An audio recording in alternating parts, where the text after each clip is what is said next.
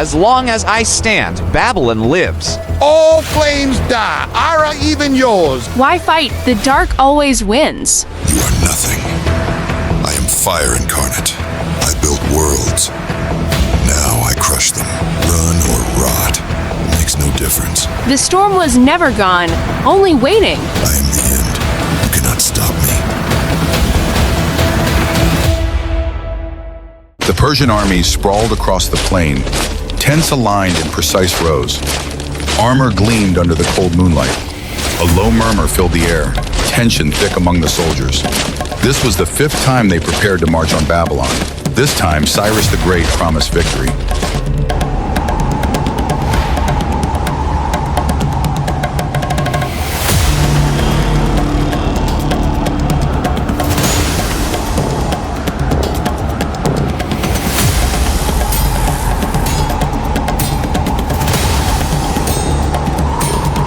This time, we will not fail. Babylon will fall. Ira will be broken.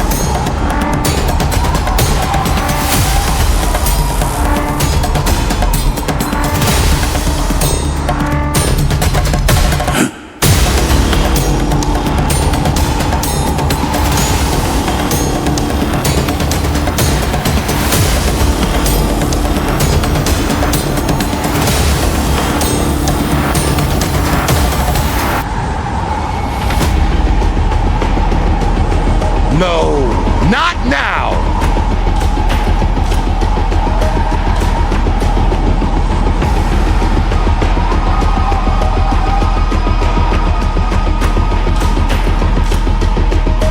Your Majesty!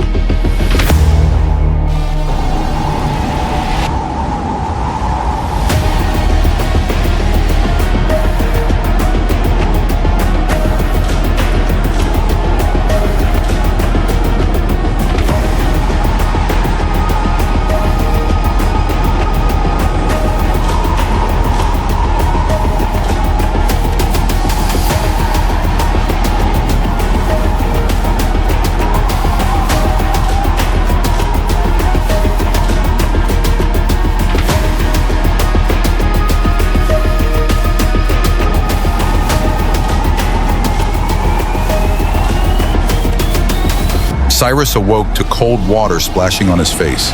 He gasped, his body convulsing from the shock. He was no longer in his tent, but in his private chamber within the palace. The rich tapestries around him seemed to close in, muffling the world beyond.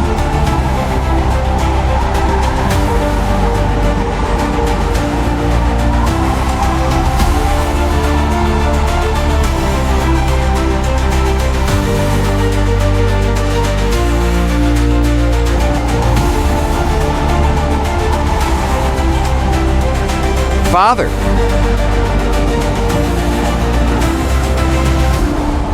Can't be, sis!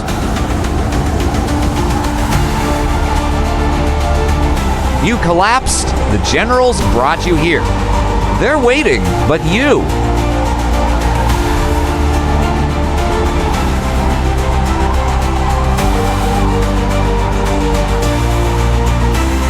Listen to me, Cambyses. You must not! You must not go to Babylon! Not while Ira is alive! But Father, we've prepared for this. You always said Babylon must fall. I was wrong.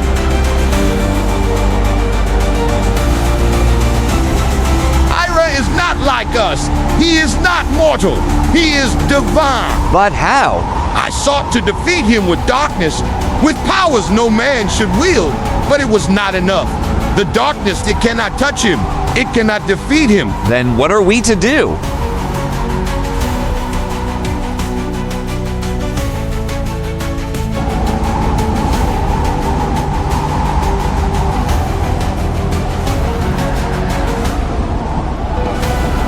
The day dawned gray and cold. The royal palace of Persepolis was heavy with sorrow. The once vibrant halls stood silent, save for the hushed whispers of servants and the creak of stone walls. In a dimly lit chamber, Cyrus the Great lay on his deathbed, his mighty form now frail, his breaths shallow and weak.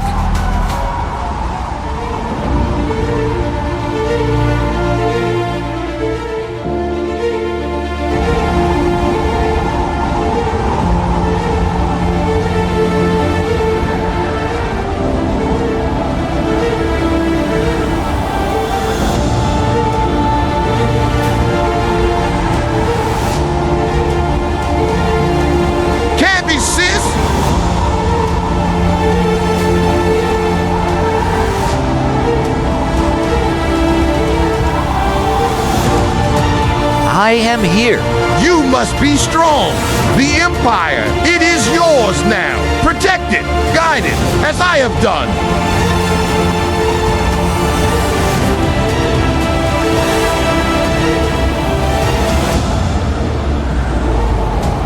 Listen to me. Do not seek to conquer Babylon. Ira is not of this world. He cannot be defeated by mortal means. But Father, you. Promise me.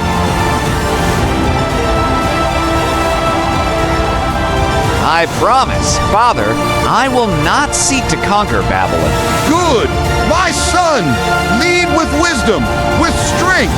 The empire will endure.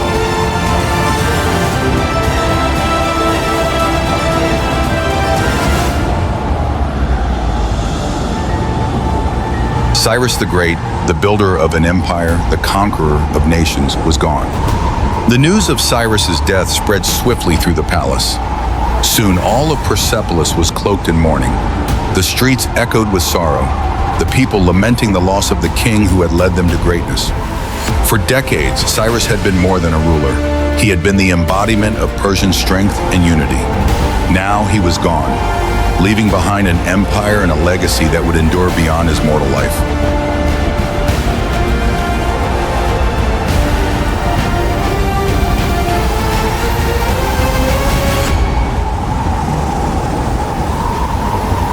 We have lost our father.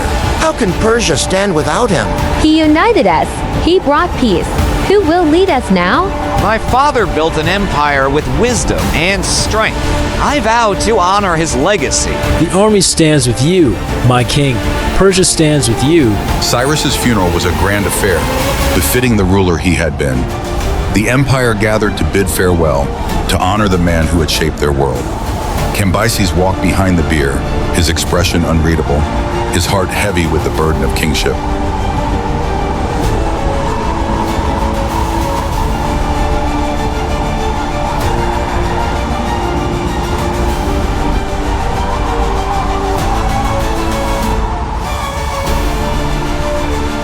You taught me that power is not in the sword, but in the hearts of the people. I will remember, Father.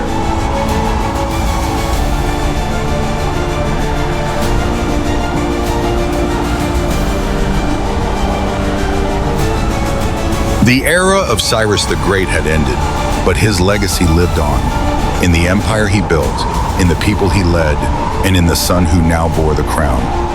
Cambyses stood at the tomb's entrance, gazing at the fading sun. The weight of rule pressed upon him, but so did the wisdom of his father. And so, with the closing of one chapter, another began, the reign of Cambyses, the son of Cyrus the Great. With the death of Cyrus the Great, Cambyses II ascended to the throne. The transition of power was smooth, a testament to the strong foundation his father had built. Though mourning his father, Cambyses took on the mantle of kingship with determination, aware of the immense responsibility before him. My father's wisdom built this empire. I will honor his legacy and strengthen what he has left behind. The army is at your command, my king. The people remain loyal. Your rule begins not with war, but with unity. Cyrus's policies have secured our empire. Cambyses was not a warrior, king like his father. He ruled from the throne, focusing on governance, infrastructure, and unity.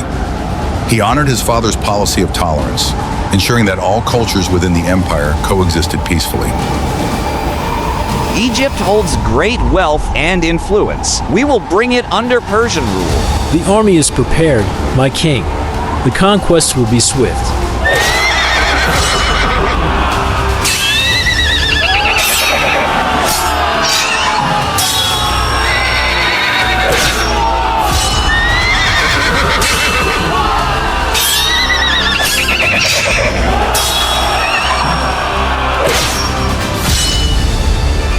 Cambyses proved himself a capable ruler. His conquest of Egypt strengthened the Persian Empire, solidifying his place as a leader who expanded its borders without jeopardizing its stability.